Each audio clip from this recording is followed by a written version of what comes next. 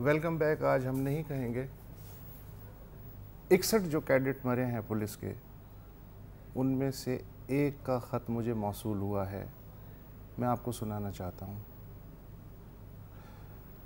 پیارے حکمرانوں، کل رات جب میں اپنی بیرک میں نیند کے لیے کروٹیں بدل رہا تھا تو میرے ذہن میں کوئی خدشہ نہیں تھا، بس اگلے دن کا سورج تھا. زندگی کسی مصرف میں آنے کی خوشی تھی اور والدین کا تمتماتا چہرہ تھا. ہاں، وہی چہرہ جو کسی بھی بیٹے کو روزگار ملنے کی مسرت میں چمک اٹھتا ہے. مجھے ریاست اور تم نے یقین دلایا تھا حکمرانوں کہ جب تک میں تربیت مکمل کر کے کسی کام کا نہیں ہو جاتا تم مجھے تحفظ دو گے تاکہ بعد میں تمہیں تحفظ دینے کا فرض نبھا سکوں. جشن مرگ میں نے سنا ضرور تھا، پر اگر وہ دہشت گرد خود کو اڑانے سے پہلے میرے سر میں گولی نہ مارتا تو مجھے کبھی معلوم نہ ہوتا کہ جشن کا مطلب ہوتا کیا ہے. آج میں بہت اوپر سے سب کچھ صاف صاف دیکھ سکتا ہوں اور سمجھ بھی سکتا ہوں.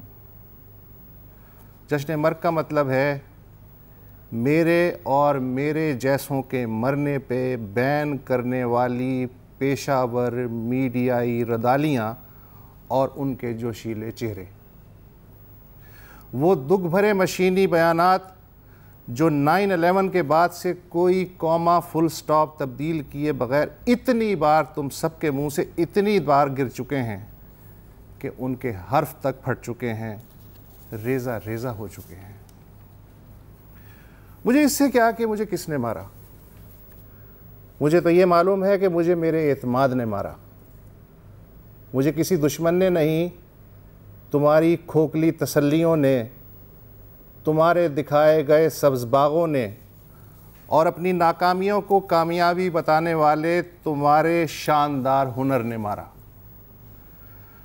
تم پہ میرا اندھا یقین اور تمہاری یقین دہانیوں پہ اعتماد، کاش میں یہ نہ کرتا اور اپنی بندوق اپنے برابر رکھ کے سوتا تو شاید اس وقت زندہ ہوتا، اور مر بھی جاتا تو دکھ نہ ہوتا.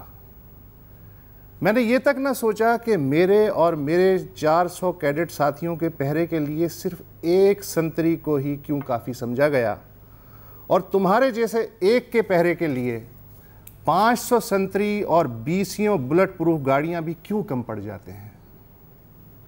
چلو، تمہیں اگلا سانحہ ہونے تک کوئی مصروفیت تو ملی. سوگ منانے، تعزیت کرنے، ایک دوسرے پہ الزام دھرنے، واردات کے بعد اپنی ایفیشنسیاں دکھانے اور صفائیاں پیش کرنے کی مصروفیت.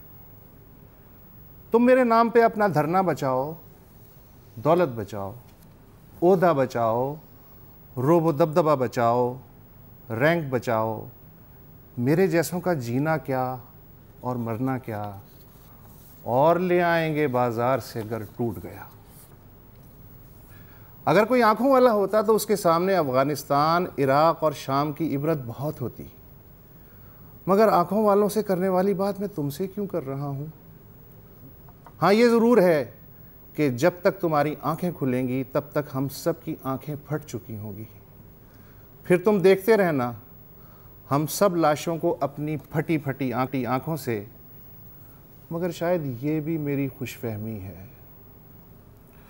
تم میں تو شاید اتنی اخلاقی جرت بھی باقی نہیں بچی کہ یہی بتا دو کہ یہ پاکستان تم جیسے 5000 لوگوں کا ہے یا مجھ جیسے 20 کروڑ گھاس پھوس کے تنکوں کا بھی ہے. قربانیاں ہماری، دھونس تمہاری. ہماری زندگی بھی تمہارے لیے فائدہ مند اور مرنے کے بعد ہم تمہاری امیج میکنگ کے لیے بھی کارآمد. ہاں، لکھ لو اپنے آفیشل ریکارڈ میں میرا نام بھی شہیدوں میں، جیسے اب تک 50,000 اور نام لکھ چکے ہو. وہ 50,000 جنہیں مرتے وقت بھی پتہ نہ چل سکا کہ وہ مر رہے ہیں یا شہید ہو رہے ہیں. میری شہادت بھی تمہیں مبارک ہو، مگر اپنی ماں کے لیے تو میں ایک ارمانوں بھری لاش ہی رہوں گا. کیا سمجھے؟ اچھی بات ہے کہ 2 روز بعد تم میں سے کسی کو بھی میں یاد نہیں رہوں گا. تمہارے بلیک بورڈ پہ ایک اور ہنسا بن جاؤں گا. یہ میری خوش قسمتی نہیں تو اور کیا ہے؟ تمہارا اپنا تم لوگوں کے لیے ناموں میں کیا رکھا ہے اور کام میں بھی کیا رکھا ہے؟ چلو جاؤ اب اگلے بیان کی تیاری کرو۔